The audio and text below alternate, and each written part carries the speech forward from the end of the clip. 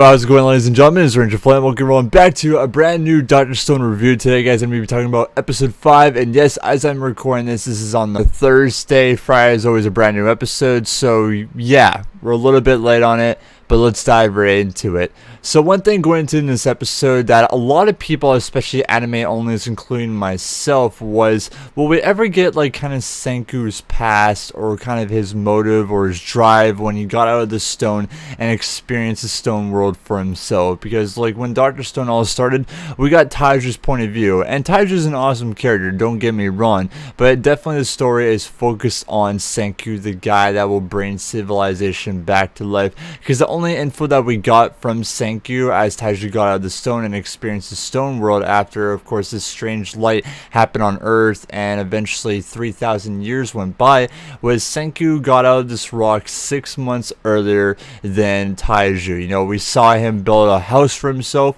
you know, the food that he needed. He built his own scientist lab. He made weapons, including the crossbow that he tried to use against Tsukasa, and etc. like that. And we want to kind of get the detail and kind of Senku's journey within all of this, because we all know that there's a brains and a brawn kind of thing. Brain side is always Senku. He doesn't have, of course, the physical capability that, of course, Taiju had, as it showed in this episode right here. And this is definitely, like I said, Senku focus heavy. His drive, his motive, what he kind of went through throughout all this. And I'm not gonna lie, it was a pretty damn good episode.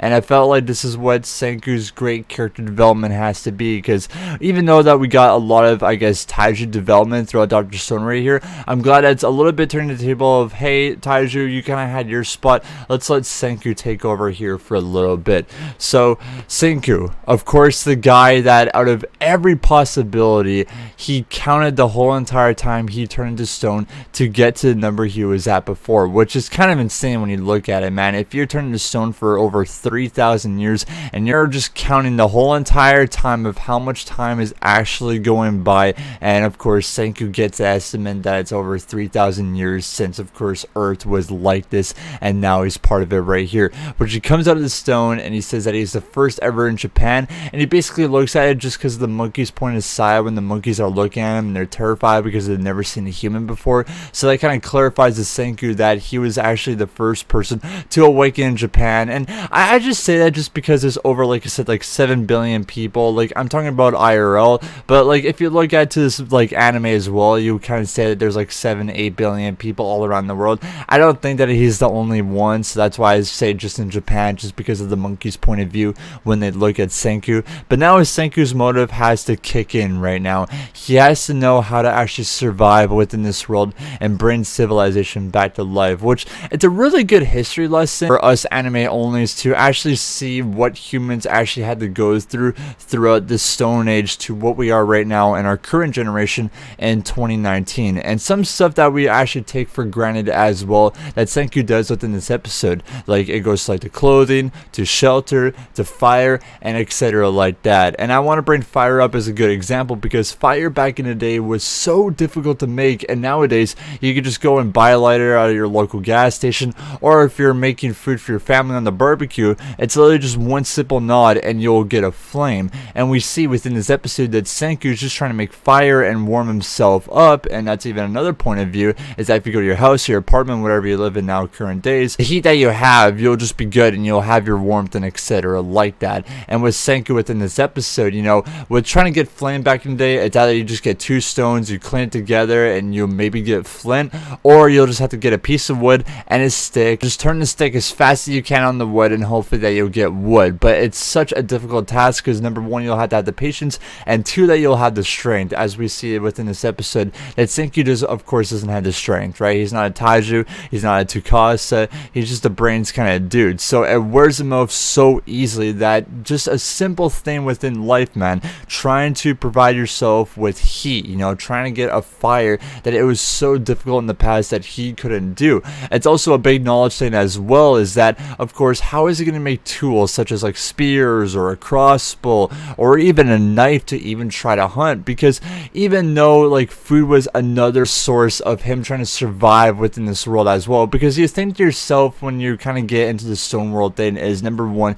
you have to try to provide yourself with, of course, food, water, and a shelter to survive. And it's a lot more difficult than people would think within this. And another thing to point out was hunting within this episode. Yes, you could have the knowledge that Senku has, and even with Taiju when he came into the stone world, is getting berries or even mushrooms. And since Senku has been studying all this stuff, he knows of what's poisonous or not, so he can just have food within that as well. But that will get kind of boring after time if you're just having berries and mushrooms. So of course he wants meat if it's from deer, or maybe it's from rabbit. Of course he wants fish from the ocean, etc. like that.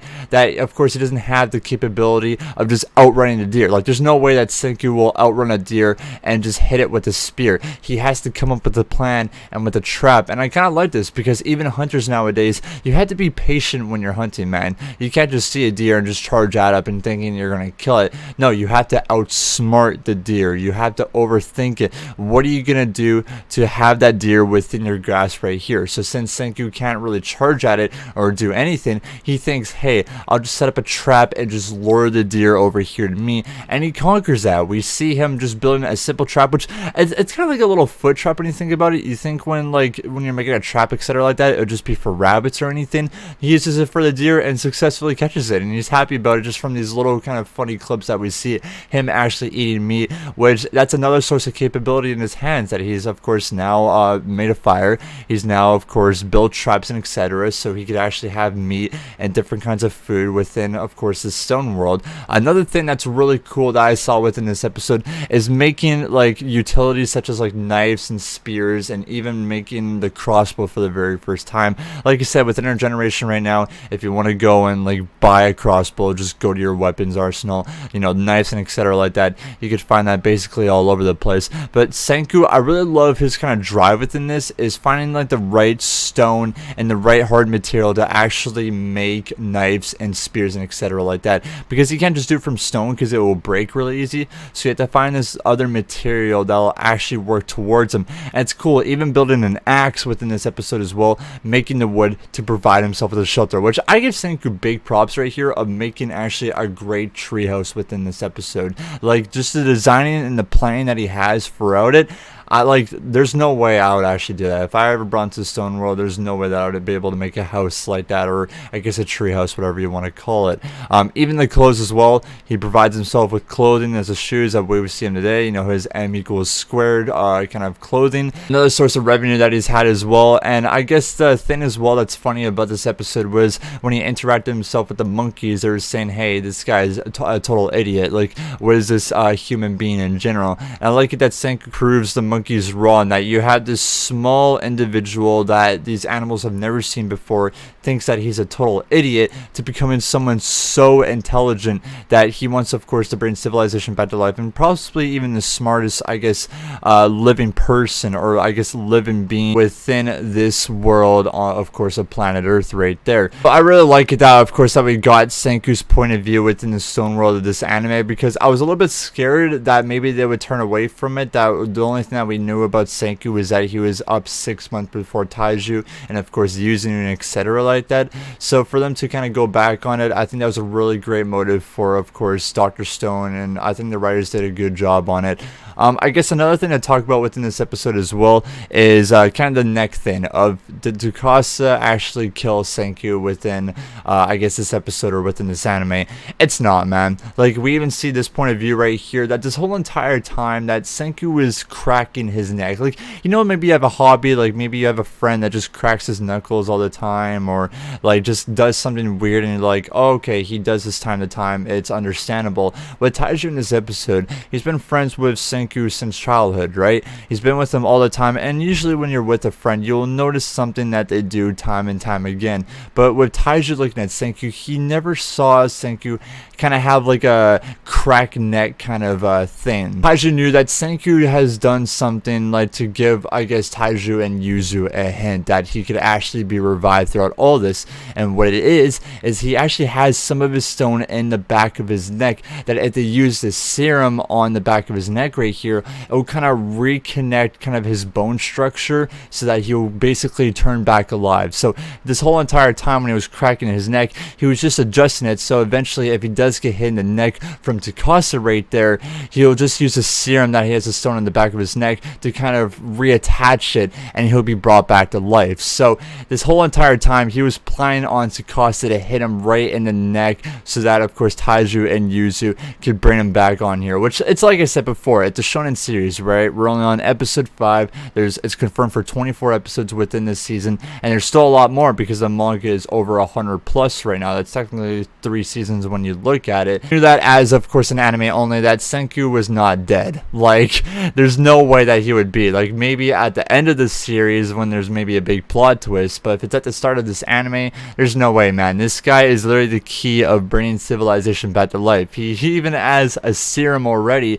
that he of course brought Taiju and Yuzu brought back to life, and of course even Tsukasa as well. And we don't even know about the rest of the characters yet, of course, of that blonde girl that was hinted within last episode. But yeah, that was episode 5, ladies and gentlemen, of Dr. Stone. I definitely give a props, man. I love Senku's kind of background of he was the first person in Japan to actually come back from the stone right here and figure out how to actually survive, make himself weaponry, shelter, provide himself with food, etc. like that. It just goes to show that Senku is definitely, I would say, one of the smartest shonen anime characters so far. Like, I haven't watched every single shonen anime out there, but I could definitely tell that out of the popular ones that everyone has seen, you definitely feel like Senku is the smartest person, and I love it, and I can't wait for more of his motive and drive to actually kind of go forward within this anime. One thing I want to do before I actually leave without this review as well, which I'll of course put on the screen, is that Crunchyroll and I provide of a new visual of this anime. So we're going to be seeing these new characters here very, very soon, which of course we've seen these new characters as well within the opening, and of course we got that short blonde girl that was teased within the ending of episode 4. I think it was like in the middle or etc. like that. So it's either going to be tomorrow's episode, or it's ever going to be the next episode that we're going to introduce within these characters, and that if they're actually friendlies or not. But if you guys all enjoyed episode 5 review of Dr. Stone, guys, make sure of course to leave a like, comment down below what your guys' thoughts and opinions within this episode, and of course subscribe to the channel. That'd be greatly appreciated. But either way, ladies and gentlemen, hope you guys enjoyed this episode review, and of course we'll see you guys in the next one.